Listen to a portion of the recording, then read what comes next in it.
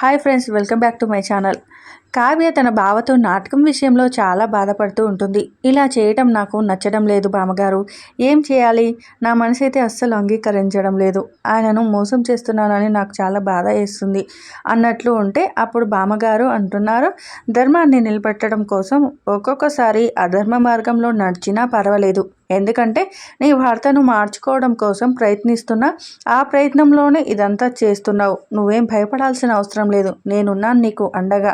బాధపడాల్సిన అవసరం లేదని తనను ధైర్యం చెప్తూ ఉంటుంది.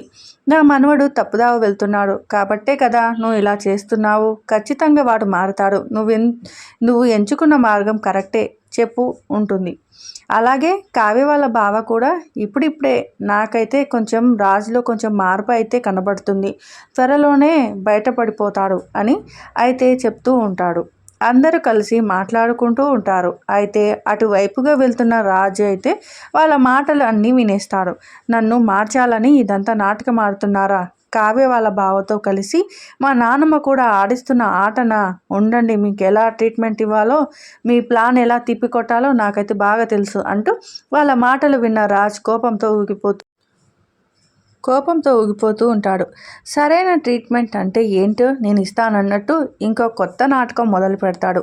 రాజ్ అయితే శ్వేతకి ఫోన్ చేసి ఇదంతా ఆడుతున్న నాటకం అని చెప్పి కావ్యకి వినపడేలా ఫోన్లో మాట్లాడుతూ ఉంటాడు. కావ్య ప్లాన్ తిప్పికొట్టే విషయంలో రేపటి ఎపిసోడ్లో ఏం జరగబోతుందో తెలుసుకోవాలంటుంటే మా ఛానల్ని లైక్ చేసి సబ్స్క్రైబ్ చేసుకోండి.